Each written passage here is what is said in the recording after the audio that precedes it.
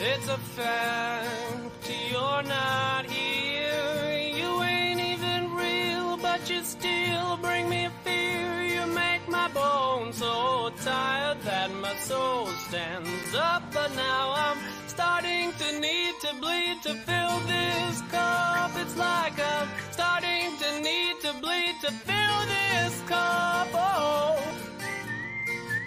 Hi, everybody, and welcome back to The Working Wing, a podcast where every week we gather to give our takes on recent news from our own working leftist perspective. My name is Tim Schultz, and joining me, as always, my dear friend, longtime debate partner, and a man who makes Joe Biden on the campaign trail look like Joe Biden announcing immigration policy, Killian Collins.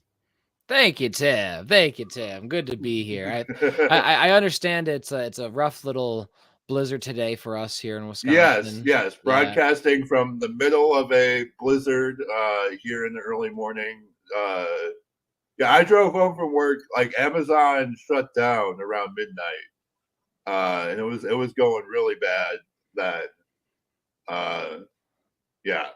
I understand there's been some power. Like there was a lot of power outages around where I live. Yep. There's some trees falling. A good old little March blizzard to suit us out before the end of the winter here. Gotta love it. Gotta love it. Gotta love it here in Wisconsin. Love you, Wisconsin. Okay, so as my tentativeness in our intro might have indicated, this is something of a start to a new era for the Working Wing as an online entity, where you and I are committed to trying to do this every single week. Yeah, going forward. Once a week. Once a week through the beak.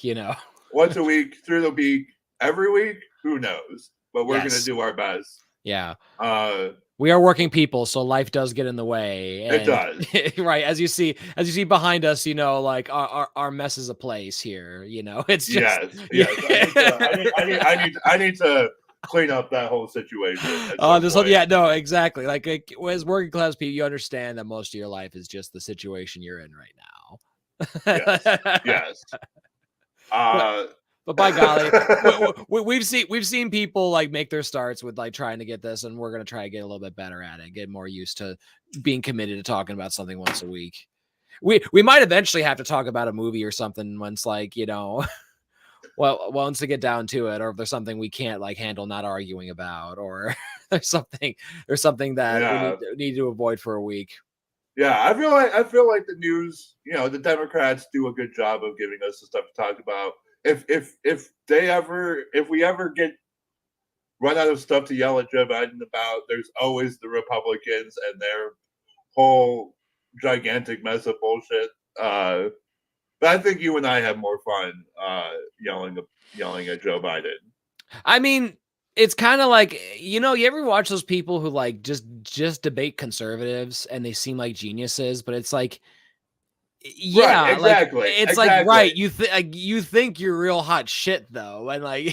You and I, yeah, exactly. Like you and I both just saying trans people should have rights. Like that's not a stimulating conversation. Yeah, not really. It's yeah.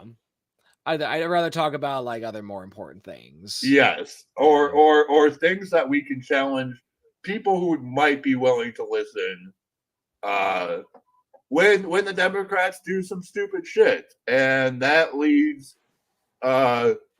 directly into our top story for this week, which is the DC crime bill. DC crime bill.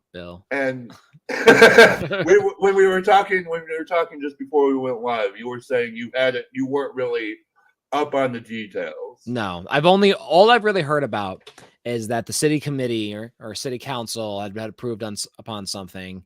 There was a mayor veto, and then Congress gets to come in and get in the way of a bill that people they pass. Yeah, they overrode her veto, and now Congress is intervening to block it. Which, I mean, it just sounds really weird that if I live in a town and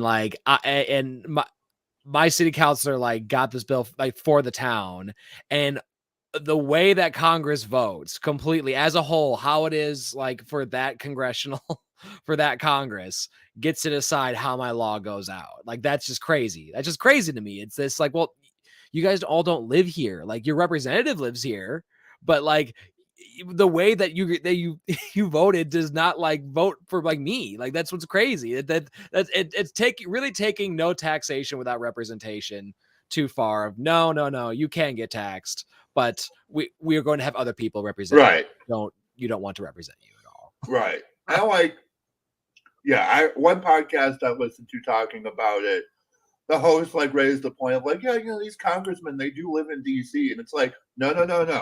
If they want to have a say in DC elections, they should declare themselves residents of DC and fucking vote like every other DC resident. That is exactly right. There you go, Tim.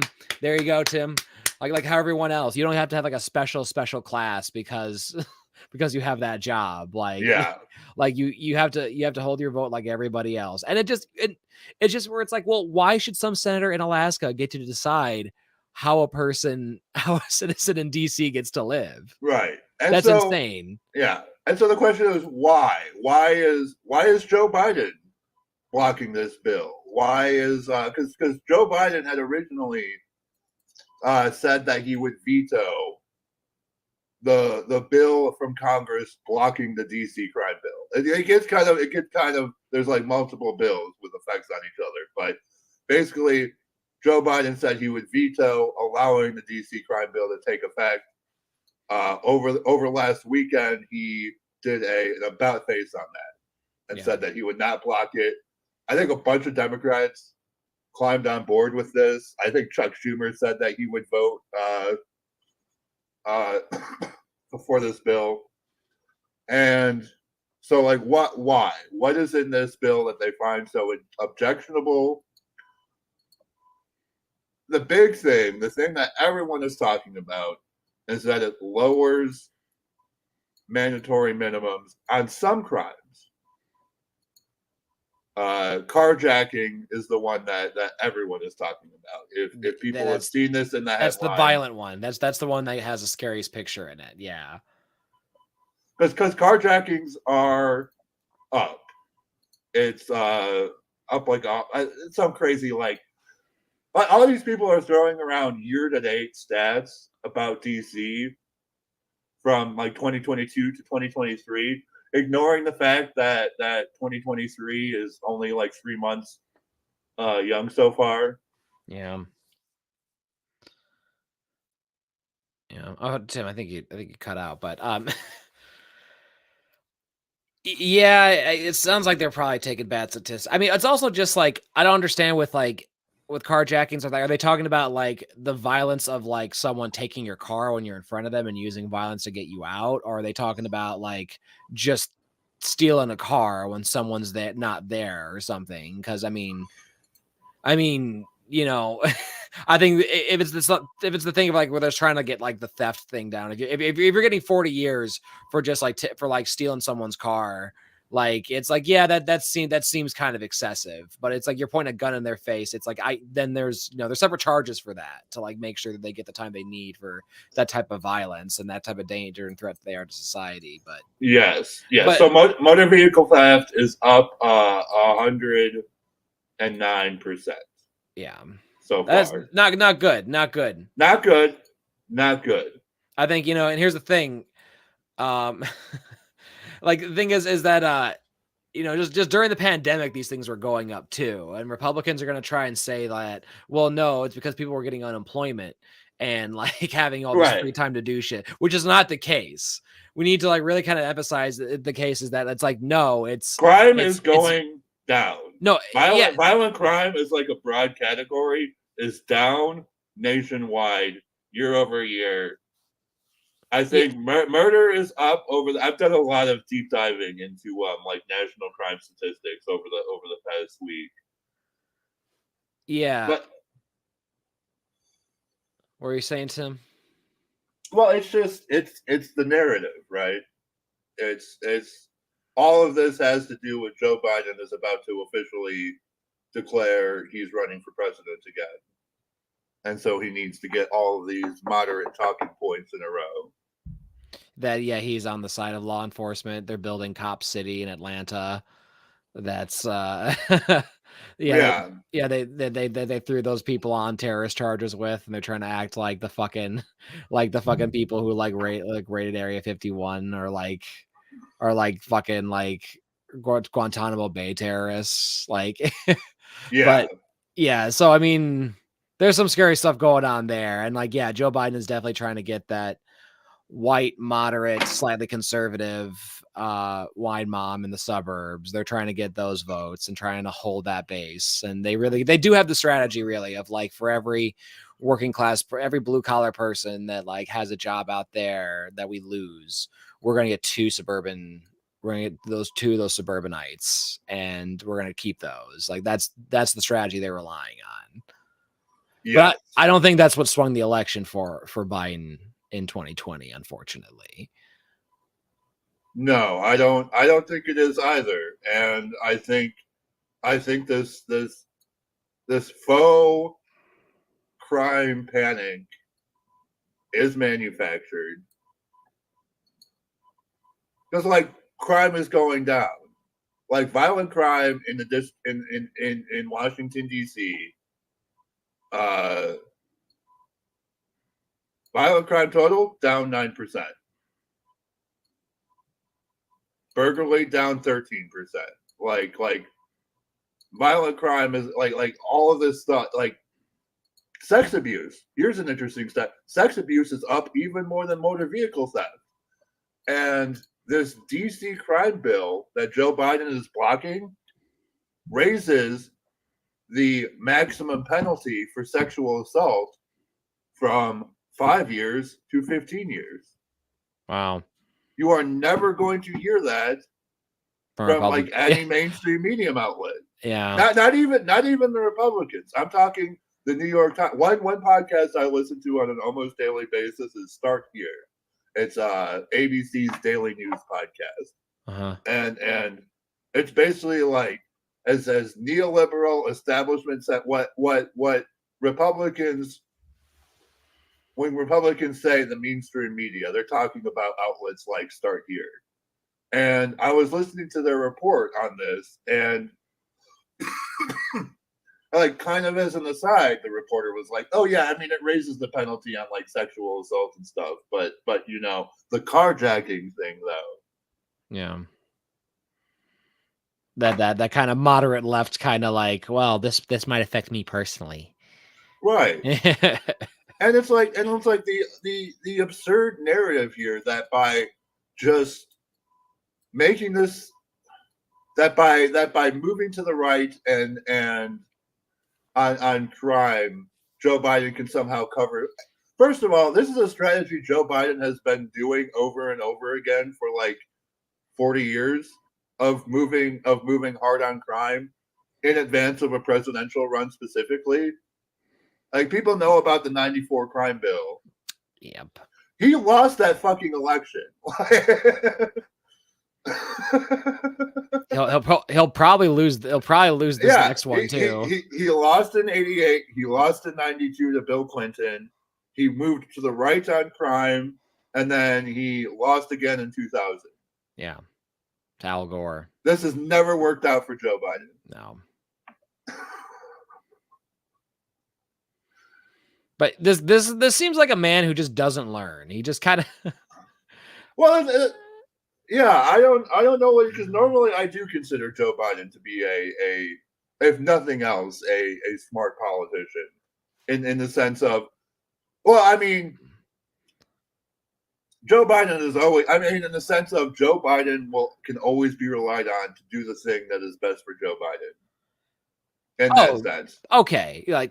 In the sense that he has no morality or political philosophy and just makes self-interested choices throughout his entire career to advance his own power. I see what you mean there. I see what you mean there. You can trust on him to act like a politician. Yes, exactly. Yes, through and through and through, to the point of when when Bernie Sanders, like on the debate stage, was like the only thing he ever grilled him on was him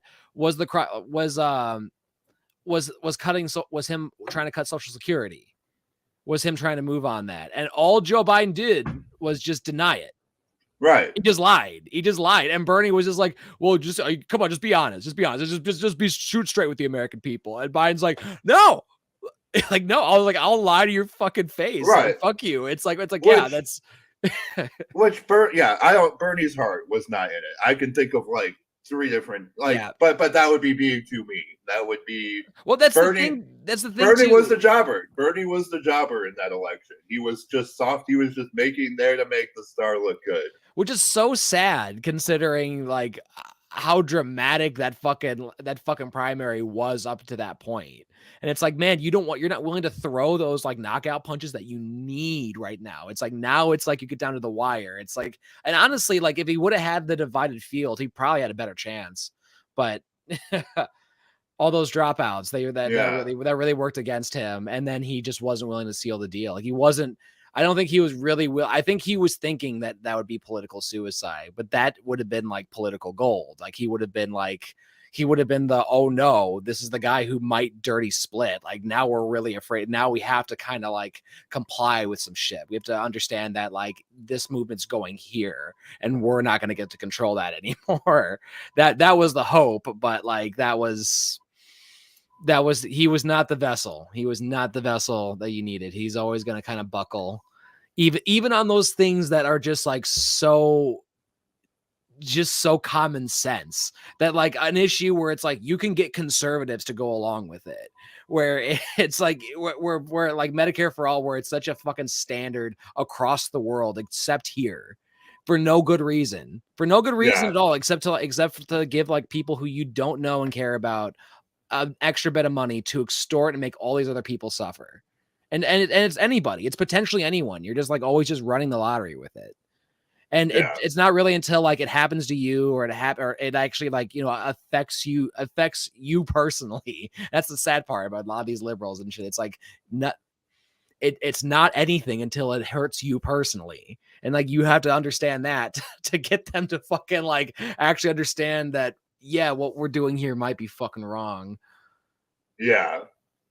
And we shouldn't lose the sight in the last note I had about this DC crime bill thing is that it's not just bad politics, and we can go into the nitty gritty of that, but it's just also these crime things are always fucking racist. Oh yeah, because this is not the only instance in the nation where a group of white guys is moving to take power away from a group of like black political leaders.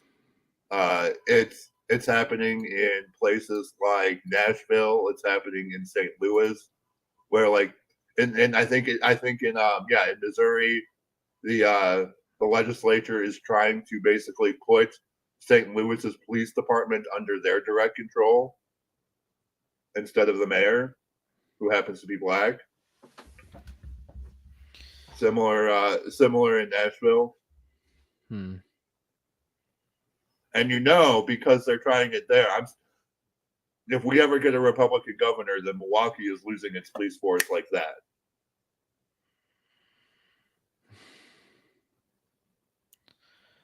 Yeah, that's quite a bit of a federal overreach.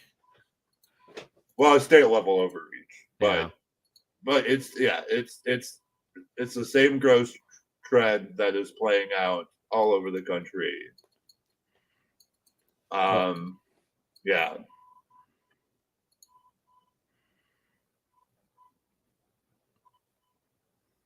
So that's the DC crime bill, that big ball of joy. Moving into another big ball of joy,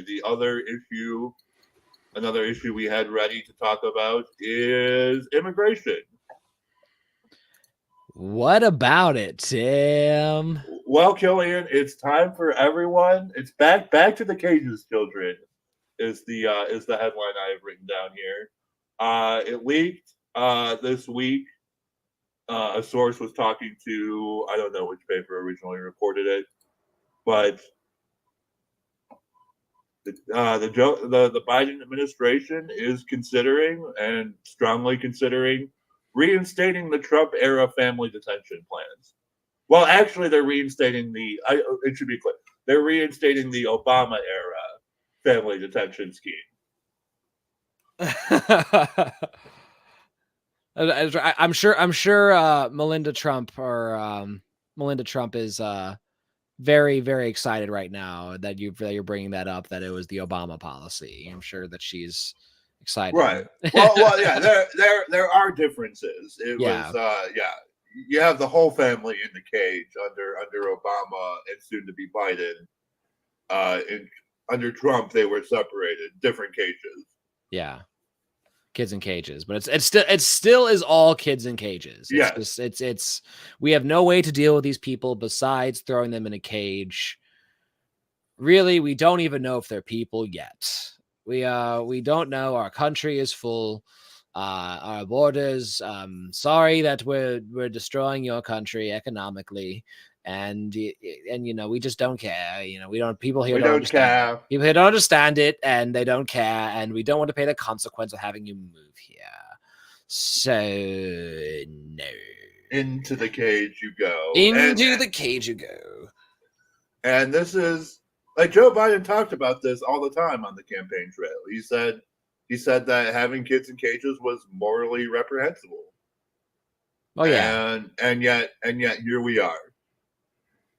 Well, we are. He was full of shit. I remember Tim getting into arguments in 2020 with a lot of Biden supporters and stands, like, who I knew just didn't believe in it. I knew they were under the 20. They felt like I feel like they felt like how I did in 2016, where I was just trying to argue for Hillary, but it was really weak. I felt it was weak.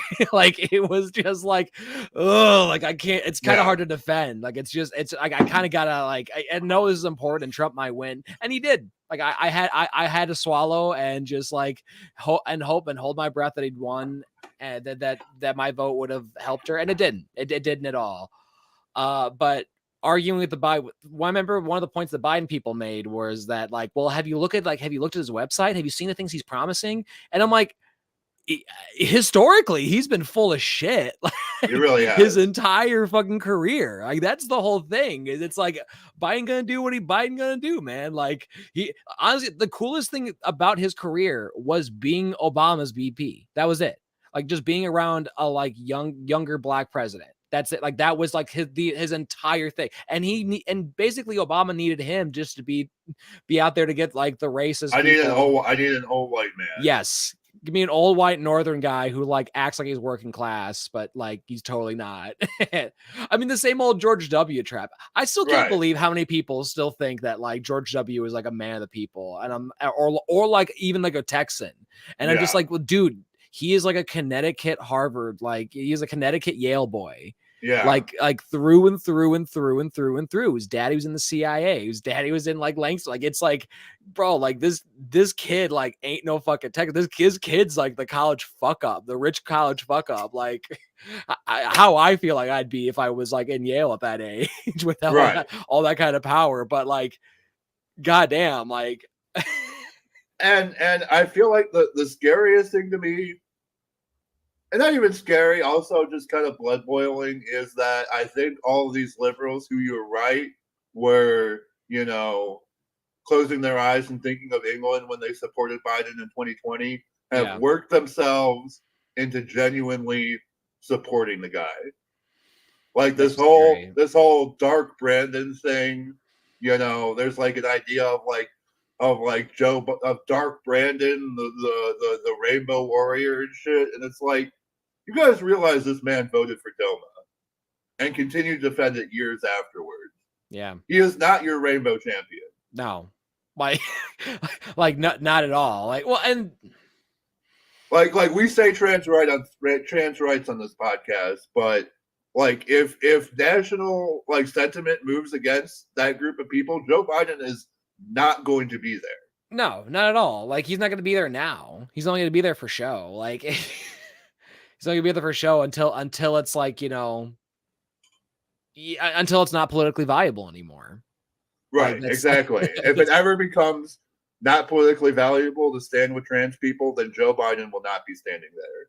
No, I mean, honestly, even most of the support from there anyway. I don't think Kamala Harris gives a fuck about trans people. Like, no, she don't give a fuck. Like, No. dude, like, no, she would be like, dude, I'll throw Chelsea Manning against that wall. Like, she's like, I will finish the job of the CIA. Right.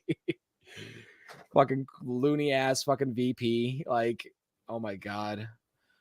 I don't know what the solution is with immigration. I really don't. I don't think anyone does, but I feel like most people, including Joe Biden, when he wants to, knows that like throwing little kids into cages is not the solution. It cannot be the solution.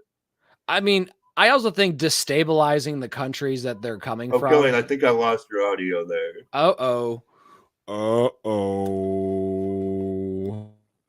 Can you hear me now, Tim? Nope. Take me out. Take me out of the studio. Can you hear me now? Timmy, can you hear me? Nope, nothing there, buddy. Hi, everybody. This is a live production here in the year of our Lord 2023.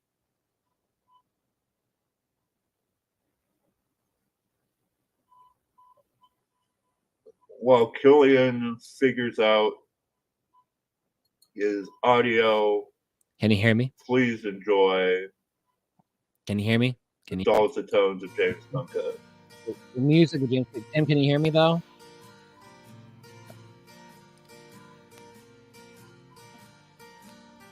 It's a fact.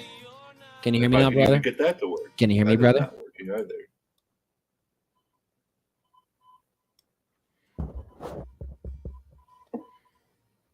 I'm good on my end. Tim, are you muting me?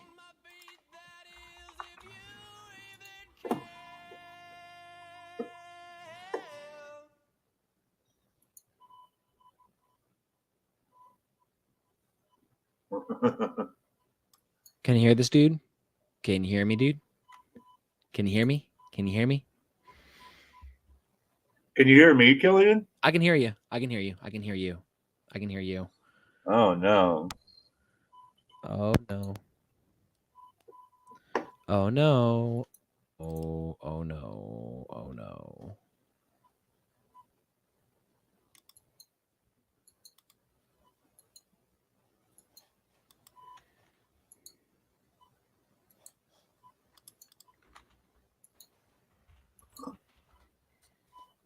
Sorry, Tim. I'm going to leave the studio. I'm going to leave the studio.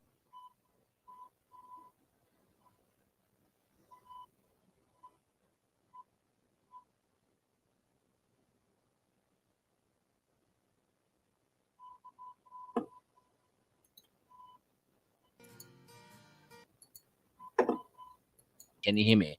Can you hear me? Can you hear me? Can you hear me?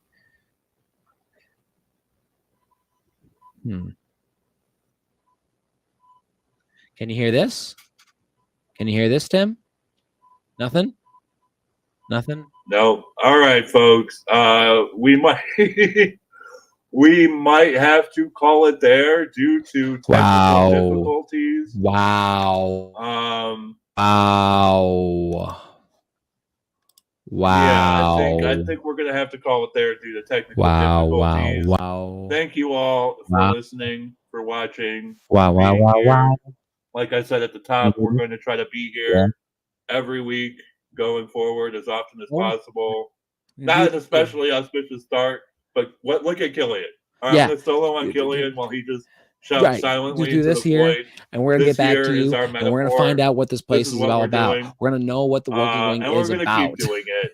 And that's what we're going to get to. We're going to get it through to you. We're going to get to the working class. We're going to find out what is making these liberals say this dumb shit here. And part of it is imperialism. And part of it is going to be some shit that Tim says too. But guess what, guys? We're going to get to the bottom of it. And we're going to try to educate the working class in the only way we really know how to, is by trying to find the events that we know how to run through, and then like media that we enjoy talking about as well. And if Tim can hear me, then great. And if you guys can understand what I'm saying, then even fucking better. But we're going to educate y'all on it, and we're going to get through on it. And I got a cat back there who's going to help me out with it. And God bless you for listening to this. Thank you. We are the Working Wing. And until next time, keep on working. Keep on working.